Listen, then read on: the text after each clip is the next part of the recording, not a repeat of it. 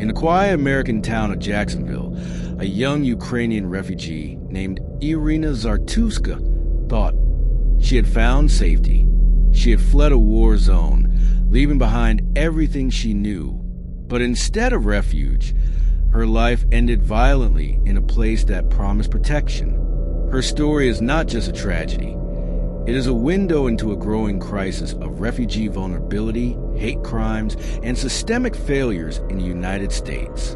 Iryna was 28 years old, one of millions displaced by Russia's invasion of Ukraine. Like so many others, she arrived in the United States under a humanitarian parole program meant to shield her from war.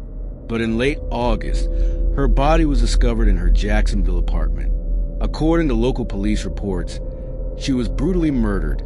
The suspect, a man she reportedly knew, now faces charges. Neighbors recalled hearing nothing unusual that night. The community was shocked. A young woman, alone in a foreign country, killed in a place that should have offered sanctuary. For many Americans, it was a crime headline. For refugees across the country, it was a chilling reminder. Safety is not guaranteed. News of Iryna's death rippled across the Ukrainian diaspora. Vigils were held. Flowers were placed at makeshift memorials. Online forums filled with fear and outrage. Some refugees questioned whether coming to the U.S. had truly offered them a future. Local authorities promised justice, but critics asked bigger questions. How many more refugees are slipping through the cracks, unsupported and unprotected? In the very country that invited them in, Iryna's case is not isolated. According to the FBI's 2022 hate crime statistics, crimes targeting immigrants rose by nearly 12% in just 1 year. Refugees, often visible minorities, are disproportionately targeted. Reports by the Human Rights Watch show that refugees resettled in the U.S. frequently lack access to mental health support, safe housing, or community integration programs. Many arrive traumatized, only to be left vulnerable in unfamiliar environments. For women, the risks are even higher. A study from the National Immigrant Women's Advocacy Project found that immigrant and refugee women face double the likelihood of domestic violence compared to U.S.-born women. Compounded by language barriers, fear of deportation, and distrust of police. Other high-profile cases echo Iryna's tragedy. In Texas, a Somali refugee was beaten outside her workplace, her attackers shouting slurs. In Minnesota, a Syrian teenager narrowly survived a stabbing in what prosecutors later ruled a hate crime.